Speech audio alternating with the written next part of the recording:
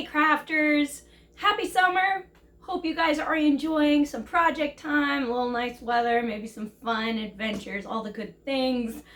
I definitely have a lot of projects up my sleeves. Also been trying to get a little rest.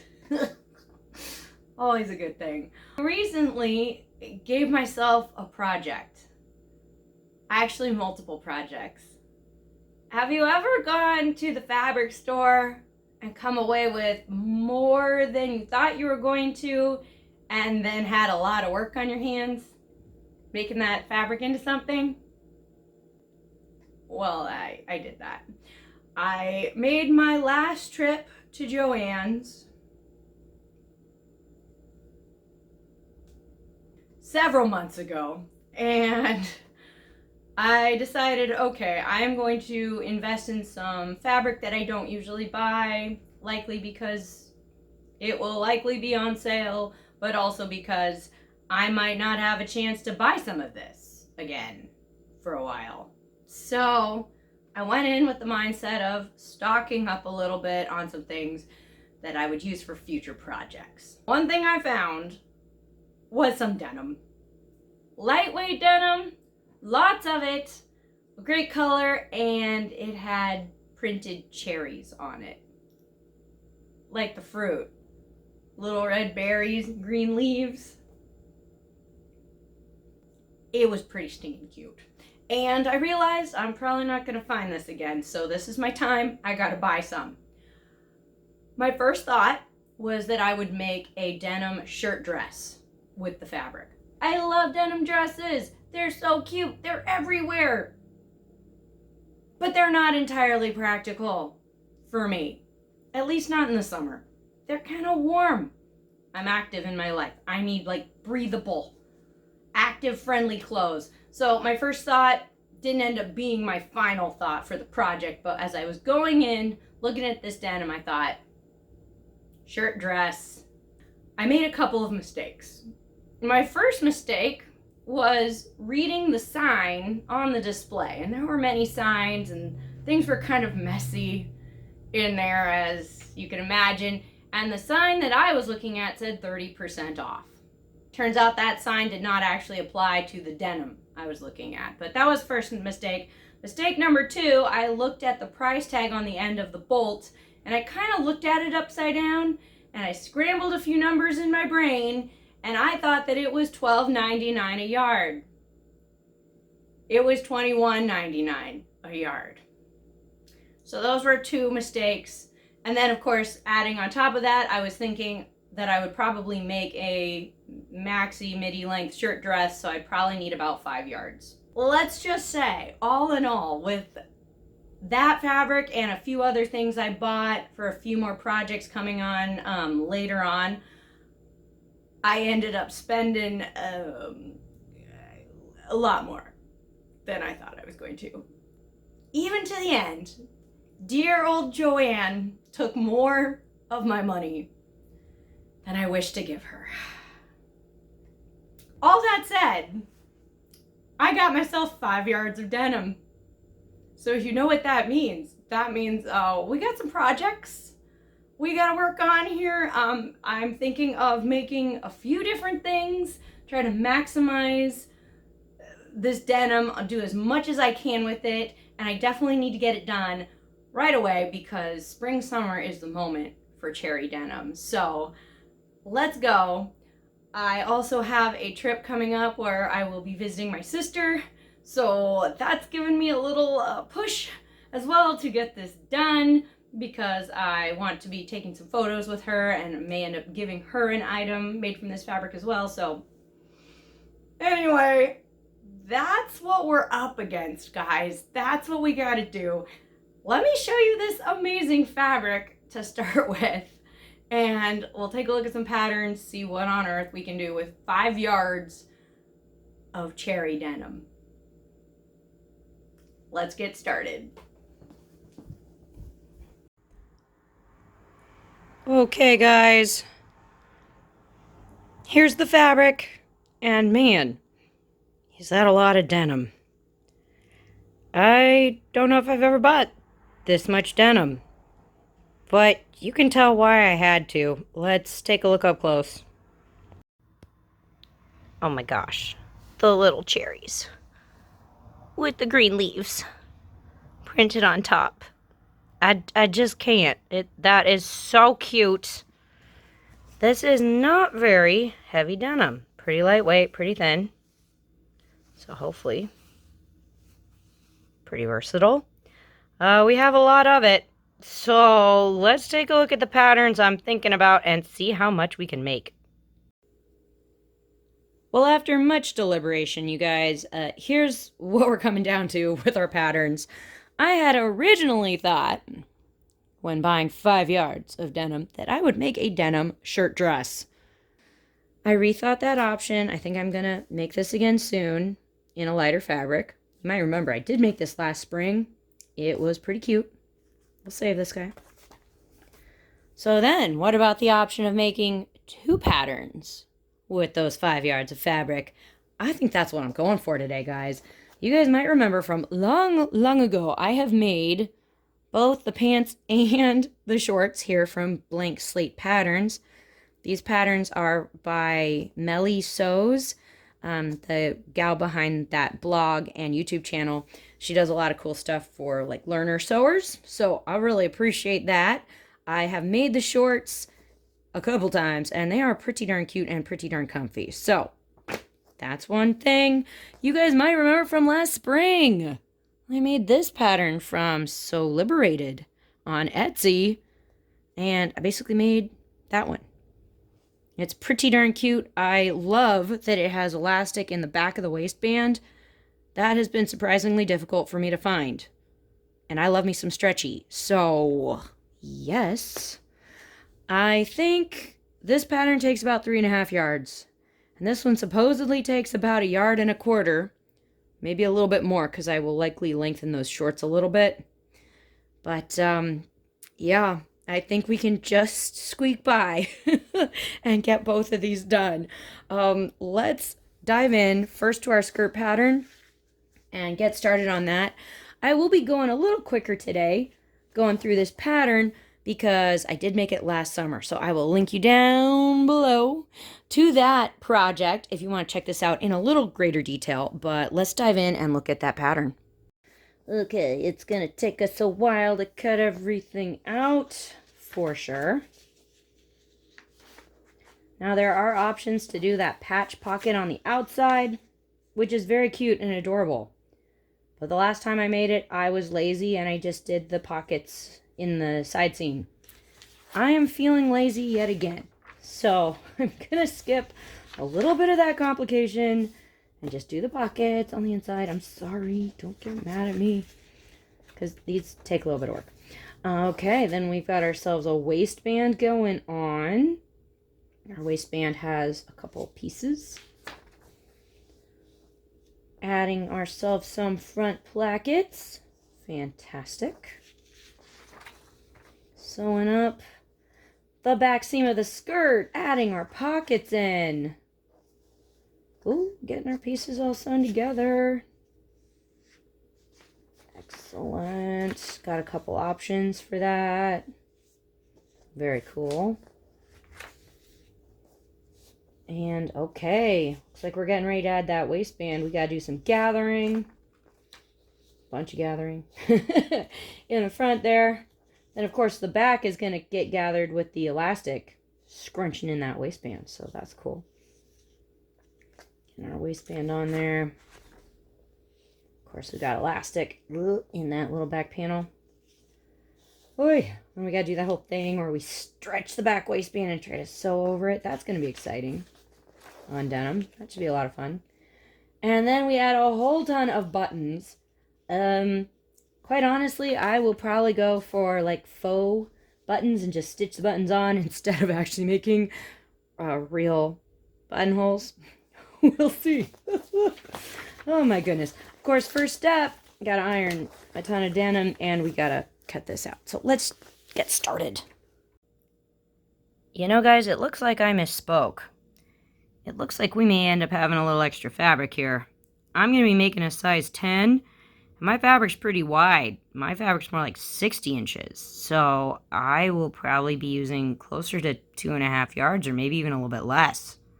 Hey, maybe we'll have some extra for something else. Okay, let's cut things out and see what happens. Well, we got everything cut out, guys, and wow, that took a while. It always does, doesn't it? But a couple cool things. Since my fabric was so wide, I was able to cut that back panel on the fold, so I don't have a back seam. That's really cool. Let's see, at the back there, we've got our back waistbands, kind of a thicker rectangle. Then we've got 2 button placket pieces, those long skinny ones in the front. And of course, our front skirt pieces, and those little rectangles at the bottom are our waistband fronts and some interfacing. Then, of course, 4 pocket pieces back there. Whew. Well, let's look at our next steps and see what we got to do. Oh, I do like that they suggest that you finish the raw edges of several of the pieces before sewing them together. That definitely makes things easier. So I'm going to do a zigzag stitch around those pieces. And then I do need to sew my waistband pieces together. And I will be folding up and ironing a little edge on there. We got to sew the placket to one side of the skirt. Ooh, and of course we've done a nice little ironed under edge on the opposite side. Then that whole thing is going to get folded to the inside. It's kind of going to get folded in half, pinned to the inside. And then we can stitch it down from the outside, make it all nice and pretty. Of course, we don't have to sew the skirt back because we've already was able to cut that out on the fold, and then we'll be talking pockets. Whew. Okay, let's first do this and keep going.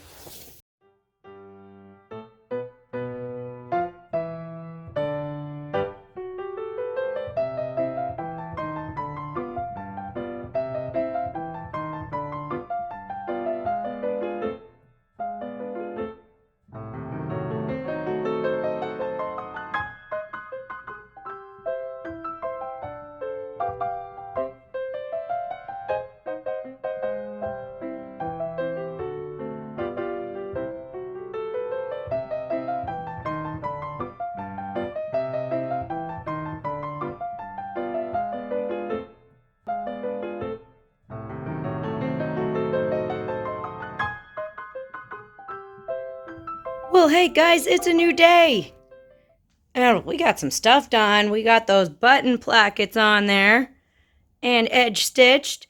And you might notice we got some pockets going on. I may or may not have late last night started sewing up the side seams of the skirt without the pockets. And I may or may not have caught myself just in enough time to stop myself. I'm glad I did, because these pockets are absolutely necessary. Okay, now we got to pin the skirt fronts to the skirt back, sewing up the side seams and sewing up those pockets. Let's do that, and then we can move on to waistband. Oh, just a note, you guys, when I was doing the, top stitching here on the placket, I've made this mistake twice, and I don't want you to make this mistake. So it seemed to show on the diagram that you would stitch there and stitch there, and that would catch the folded under edge on this side and stitch it down. So the original stitching was here.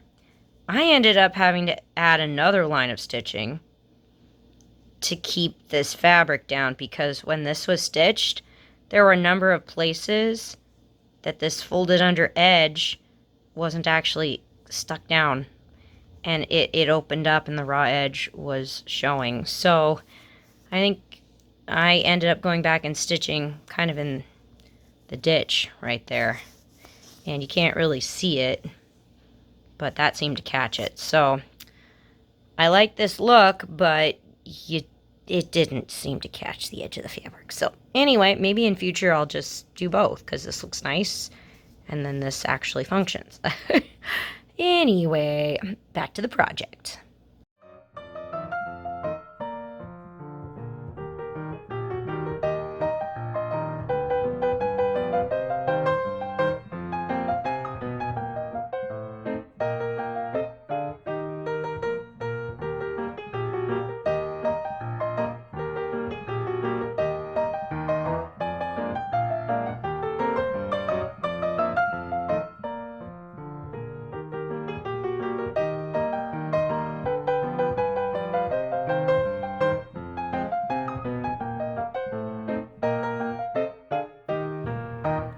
Well, guys, it is finally time to talk waistband. Huzzah!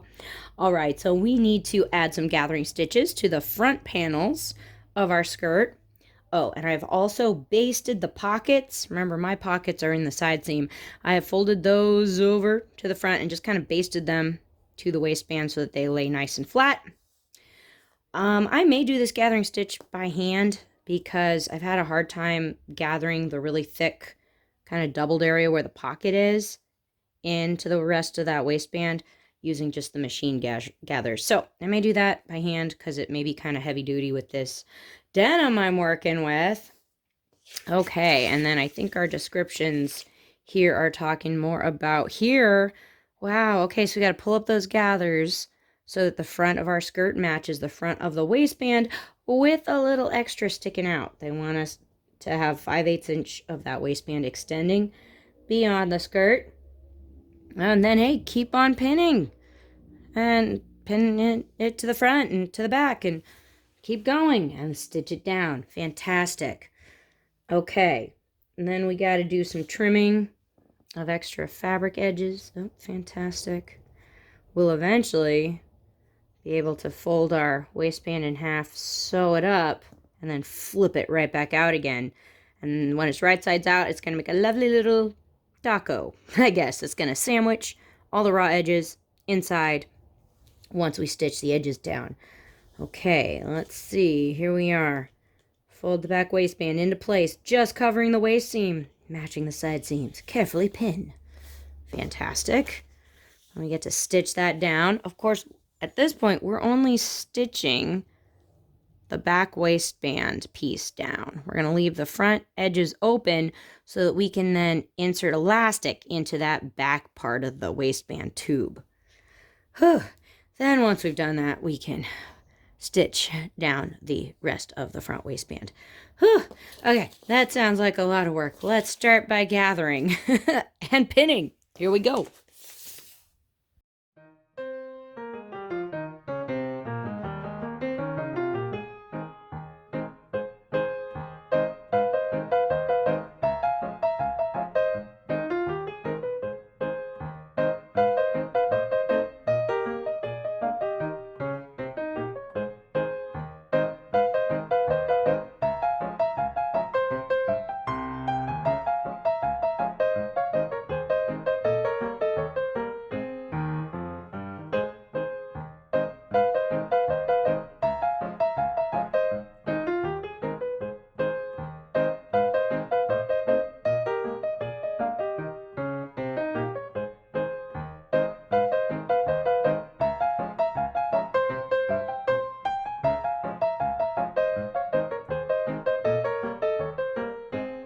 Exciting news, guys. We are pinning that back waistband into place so we can stitch it up, make ourselves a tube for our best back elastic. And so let's take a little peek at that and also look at our next steps. Okay, guys, I have done this part, but then we're finally to the point where we can insert the elastic into that back waistband tube that we're making. Fantastic. I guess we insert it using some safety pins and stitch it down to one side, try it on, adjust, make sure you like it, make sure you really like it, and then stitch it down on the other side. Then we can finally pin and sew down the front of the waistband pieces, and then we've got to stitch across that back elastic. Ugh, I'm never very good at that. But anyway, let's let's do all of those things.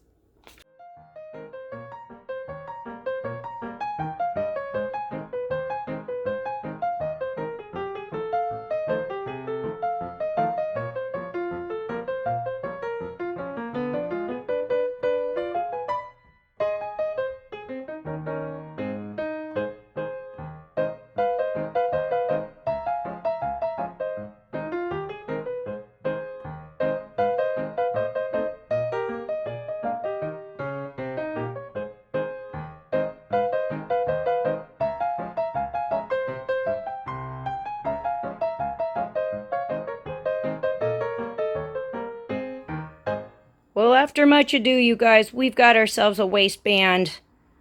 So exciting. Okay. I did this part. I actually kind of did a similar thing as I did before. I actually marked 1/8 inch beyond the stitching to make sure that I folded this over far enough. And then I repinned from the front so that I could stitch it from the front. And that worked a little better. Next, I gotta do this part where I'm pulling the elastic and trying to spread out the fabric and sew 2 lines of stitchings over that elastic. Now, I'm not particularly fantastic at that. So I actually ended up putting in some pins, and I did kind of try to stretch and pull the fabric a little bit as I was doing that, just to make sure I'm somewhat evenly gathered and also make sure the elastic wasn't flipping over on me. So that's going to be exciting. I'm going to try tackling it. I may not end up centering the stitching as nicely as they're doing here. I will probably end up stitching, like lining up the side of my presser foot from the top and stitching, and lining up the side of my presser foot from the bottom and stitching, just to try to save my sanity. I will see you guys on the other side. Bye! Phew. Well, that was an experience. I was glad I had the pins in there. Because, man, I went like yanking on the fabric, both behind the needle that was sewing and in front, and trying to get it as even as possible. And it's not entirely even, but that's okay. Whew, I think we can finally start talking about last steps, you guys. Of course, I do need to add the buttons. And since I am being lazy and I'm not making real buttonholes, I will be sewing that top of the waistband closed. Probably sew it closed there and closed there so it doesn't pull or get gapey. I might also actually just line up the button placket area and stitch down most of the front of the skirt along one of the top stitching lines just to close that up, and then I'll add the buttons on top. Thankfully I did remember to get some buttons in my Joann's haul, so that should be good. I think the pattern calls for like 9 buttons. I may add 1 or 2 more. We'll see, just so there isn't quite as much of a front flap, but we'll see. Also, I need to hem the skirt. So I could do a rolled hem, but I think I might actually do a little bias tape. I really like the length of the skirt, and if I use a rolled hem, I might use up a little more fabric than if I do it with some bias tape. And I think it could be kind of cute having a little bit of red peek out from the bottom. Unfortunately, I don't have double fold bias tape, because then I could have it showing on the bottom in the front as well. But just gonna use some single fold and hammer up that way. All right, guys, let's dive in on our last steps.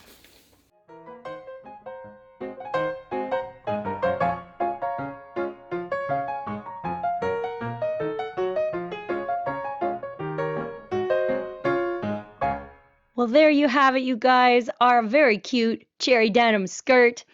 Turns out, though, we have a bunch more fabric left to use, so I'm going to end today's video here, but join me again next time where we'll use the rest of the fabric and squeeze in 2 more projects. Thanks again for sewing with us today, and we'll see you in our next video. Stay crafty, everybody.